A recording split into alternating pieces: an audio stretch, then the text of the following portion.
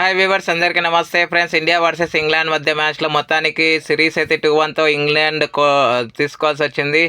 So మంచి మ్యాచ్అప్ అయితే చూసాం నిన్న. నువ్వా నేను అన్నట్టుగా ఉత్కంఠభరితమైన మ్యాచ్లో ఇంగ్లాండ్ 27 పరుగుల తేడాతో ఘనమైన విజయాన్ని అయితే సాధించింది.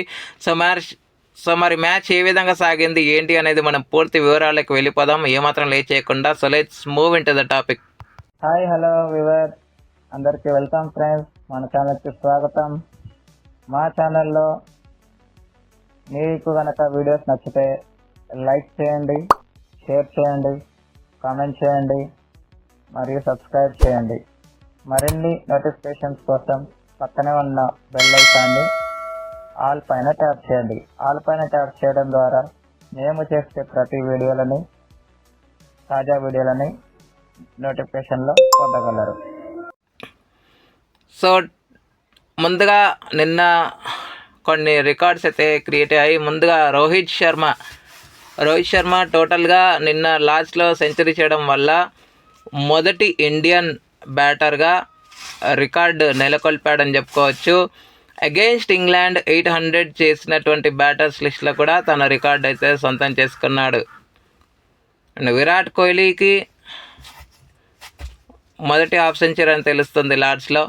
సో మంచి రికార్డ్స్ అని చెప్పుకోవచ్చు. రోకో ఇన్ఫ్యాక్ట్ అనేది చాలా వరకు కనబడింది. అండ్ డకెట్ కూడా 141 రన్స్ అయితే స్కోర్ చేసి రెండో బ్యాటర్స్లలో రికార్డులోకి ఎక్కాడని చెప్పుకోవచ్చు.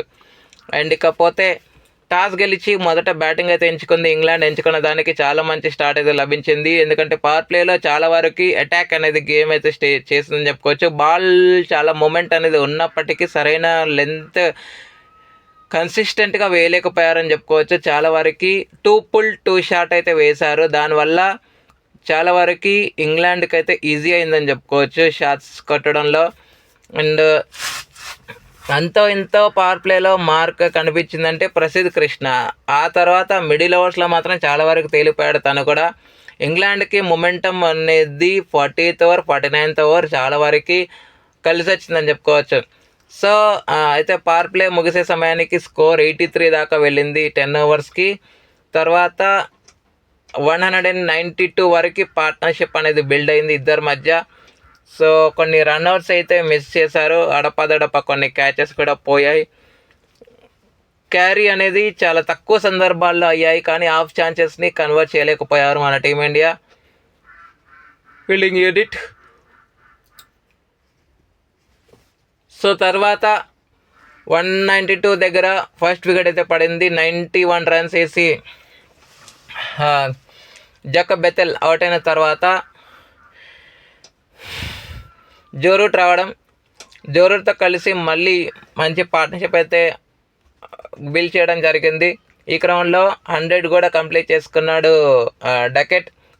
తర్వాత ఇద్దరి మధ్య మంచి పార్ట్నర్షిప్ అనేది ఏర్పడింది. బట్ 141 రన్స్ వేసి తను అవుట్ అయ్యే సమయానికి స్కోర్ వీళ్ళ మధ్య కూడా 100 పార్ట్నర్షిప్ అయితే దాటింది. 101 అలా వెళ్ళింది పార్ట్నర్షిప్. 141 రన్స్ వేసి బెన్ డకెట్ అవుట్ అయిన తర్వాత థర్డ్ వికెట్కి అంత పెద్ద పార్ట్నర్షిప్ అయితే బిల్డ్ అవ్వకపోయినప్పటికీ హ్యారీ బ్రూక్ త్వరగానే వెళ్ళిపోయినప్పటికీ జాస్ ద బాస్ రావడం, అతి తక్కువ బాల్స్లోనే హాఫ్ సెంచరీ పార్ట్నర్షిప్ అయితే నెలకొల్పడం జరిగింది. 50 పార్ట్నర్షిప్కి తను 13 బాల్స్ అలా ఫేస్ చేసి 41 రన్స్ అయితే స్కోర్ చేశాడు. దాంట్లో 4 4లు 3 సిక్సర్లు అయితే ఉన్నాయి. ముందుగా మనం పైన చెప్పుకున్నట్టుగా 48th ఓవర్ 49th ఓవర్ అనేది ఫస్ట్ గుర్నూర్ బ్రార్ 23 రన్స్ ఇచ్చిన తర్వాత ప్రసిద్ధ్ కృష్ణ కూడా అదే తప్పు చేయడం జరిగింది. తను కూడా 23 రన్స్ ఇవ్వడం వల్ల 46 రన్స్ 2 ఓవర్స్లో వెళ్ళిపోయాయి. లాస్ట్ 10 ఓవర్స్లో ఇంగ్లాండ్ చేసింది 126 రన్స్. ఇండియా చేసింది చాలా వరకు స్ట్రగుల్స్. అలా జరిగింది గేమ్.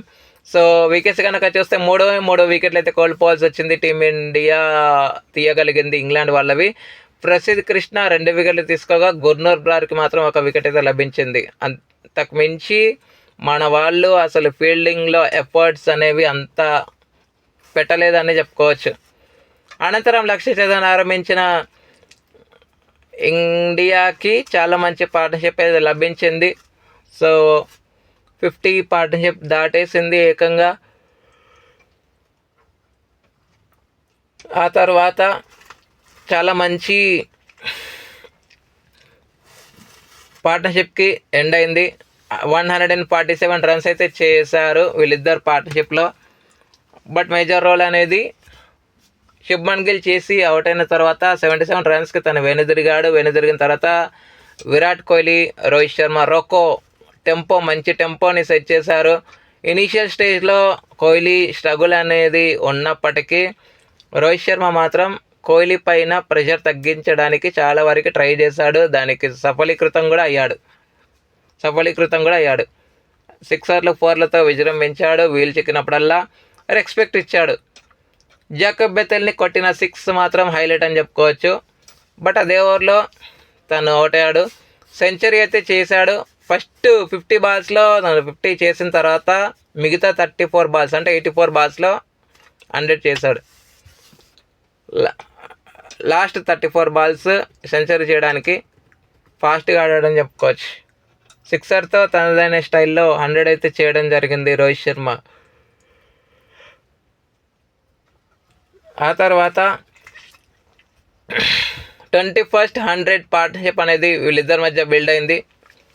21st 100 పార్ట్నర్షిప్ బిల్డ్ అయిన తర్వాత 110 పార్ట్నర్షిప్ అనేది పోయిన తర్వాత విరాట్ కోహ్లీ కూడా అంతకంటే ముందు శ్రేయస్ అయ్యర్ ఇలా వచ్చాడు అలా వెళ్ళిపోయాడు. ఇషాన్ కిషన్ రావడం జరిగింది. ఇషాన్ కిషన్తో ఒక 30+ పార్ట్నర్షిప్ నెలకొల్పిన తర్వాత ఇషాన్ కిషన్ 14 రన్స్ వేసి తను అవుట్ అయ్యాడు. శ్రేయస్ అయ్యర్ ఏమన్నా కాంట్రిబ్యూట్ చేస్తాడా? ఎందుకంటే లాస్ట్ 2 మ్యాచెస్లో చాలా మంచి ఫామ్లో ఉన్నాడు. చాలా మంచి రన్స్ కూడా కొట్టేసి ఉన్నాడు. 35, ఆ తర్వాత 67 ఇలా చేశాడు. సో ఏమైనా చేస్తాడేమో అనుకుంటే అది లేదు. గోల్డెన్ డక్గా వెనుదిరిగాడు. ఆ తర్వాత కేఎల్ రాహుల్ కూడా 12 రన్స్ మాత్రమే చేయడం జరిగింది. But Virat Kohli pressure shot అనేది కన్వర్ట్ అవ్వలేకపోవడం, అది క్యాచ్ అవుట్గా వెనుదిరగడం. అండ్ కేఎల్ రాహుల్ అయితే బ్యాట్కి ప్యాడ్కి చాలా హెవీ గ్యాప్ ఉండడం వల్ల క్లీన్ బౌల్డ్ అయితే అవ్వడం జరిగింది. అండ్ అక్షర్ పటేల్ నిరాశపరచడం. ఈ మ్యాచ్లో 2 చేంజెస్ అయితే టీమిండియా చేయడం జరిగింది. జస్ప్రీత్ బుమ్రా లేని లోటు అయితే కొట్టొచ్చినట్టు కనిపించింది, ఎస్పెషల్లీ బౌలింగ్ డిపార్ట్మెంట్లో. ఎందుకంటే బుమ్రా ఉంటే ఖచ్చితంగా బౌలర్స్ని అంతో ఇంతో రొటేట్ అంటే లైక్ కాన్ఫిడెన్స్ అనేది నింపేవాడు యాజ్ అ బౌలర్ కెప్టెన్గా, బౌలర్స్కి స్ట్రిక్ట్గా వేయించడానికి. అది మిస్ అయింది, చాలా వరకు మిస్ అయింది. సో బౌన్స్ అనేది ఎక్స్ట్రా అయితే కనబడింది. సో రోహిత్ శర్మ బౌన్స్ చాలా ఎంజాయ్ చేస్తాడు, ఆ విషయం మనందరికీ తెలుసు. సో దాన్ని పూర్తిగా యూటిలైజ్ చేసుకోకున్నాడనే చెప్పుకోవచ్చు. నిన్న 150 చేసేటువంటి సువర్ణమైన అవకాశాన్ని అయితే రోహిత్ శర్మ కోల్పోయాడు. 138 రన్స్ అయితే స్కోర్ చేశాడు. 74 రన్స్ వేసి విరాట్ కోహ్లీ కూడా అవుట్ అయ్యాడు. టాప్ 3 మాత్రమే ఫైర్ అయింది. మిగతా middle order, lower middle order అనేది స్ట్రగుల్స్ అనేవి ఫేస్ చేయడం వల్ల ఇలా ఓటమిని చవి చూడాల్సి వచ్చింది. లాస్ట్లో హర్షదీప్ సింగ్ కాస్త ఎంటర్టైన్మెంట్ అయితే చేశాడు. హర్షదీప్ సింగ్ దగ్గర ఒక 18 రన్స్ అలా స్కోర్ చేశాడు, నాట్అవుట్లో ఉండడం జరిగింది. గుర్నూర్ బ్రార్ కూడా 10 రన్స్ అలా స్కోర్ చేశాడు. అంతకుమించి అసలు రన్సే ఆగడం అయితే చెప్పుకోవచ్చు. ఇక player of the match award అయితే నో డౌట్ నో సర్ప్రైజ్ మన బెన్ డకెట్కి రావడం జరిగింది. ఆ తర్వాత player of the series Joe Root, ఎందుకంటే చాలా మంచి రన్స్ అనేవి కనబరచడం జరిగింది కాబట్టి. ఇప్పటివరకు ఇన్ని మ్యాచెస్ జరిగాయి కాబట్టి 3 మ్యాచెస్లో అన్బిటన్గా ఉండి ఇలాంటి రన్స్ ఇంగ్లాండ్ బోర్డు పైన పెట్టగలిగింది అంటే జో రూట్ హ్యాండ్ ఎంత ఉందో చెప్పుకోవచ్చు. సో 2027 ఓడిఐ వరల్డ్ కప్కి ఇంగ్లాండ్ చాలా వరకు ఫామ్లో లేని వాళ్ళు కూడా ఫామ్లోకి రావడం అనేది ఇంగ్లాండ్కి మంచి సైన్స్గా చెప్పుకోవచ్చు, గుడ్ సైన్గా చెప్పుకోవచ్చు. అండ్ ఫామ్లో లేని వాళ్ళని కూడా ఫామ్లో తెచ్చున్నారంటే మన బ్యాటర్స్, ఇంగ్లాండ్ వాళ్ళని మన బౌలర్స్ ఎంత వర్స్ట్గా ఉందో చెప్పుకోవచ్చు. అండ్ నో బాల్ వచ్చినప్పుడు కూడా అక్కడ 5 runs యాడ్ అవ్వడం ఏంటి, చాలా వరకు గ్రౌండ్ ఫీల్డింగ్ అనేది కాస్త కూస్త దెబ్బతినింది. సో మేబీ ఇంగ్లాండ్ సిరీస్ అయిపోయింది కాబట్టి బీసీసీఐ రివ్యూ ఇవ్వాల్సిన టైం అయితే వచ్చేసింది. సో మరి ఎవరు ఉంటారు ఎవరు పోతారు అనేది చూడాలి. కోచింగ్ స్టాఫ్లో మార్పులు చేర్పులు అయితే ఉండబోతున్నాయని కూడా మనకి గతంలో వార్తలు వచ్చాయి కాబట్టి మరి మంచి మంచి మార్పులకు బీసీసీఐ శ్రీకారం చుట్టాలని అయితే మనం అందరం మనస్ఫూర్తిగా కోరుకుందాం గైస్. ఓకే, ఇక ఇంగ్లాండ్ వైపు నుంచి వికెట్స్ కనుక చూస్తే శామ్ కరెన్కి 4 వికెట్లు అయితే రావడం జరిగింది. ఆ తర్వాత షకీబ్ మహమ్మద్కి 2 వచ్చాయి. జాకబ్ బెతెల్కి 1 వికెట్ అయితే లభించింది. Okay friends, thank you. ఇలాంటి అప్డేట్స్ కోసం ఛానల్ని సబ్స్క్రైబ్, షేర్, లైక్, కమెంట్ చేయండి. మరొక అప్డేట్తో మీ ముందు ఉంటాను ఫ్రెండ్స్. అంతవరకు సెలవు, నమస్కారం.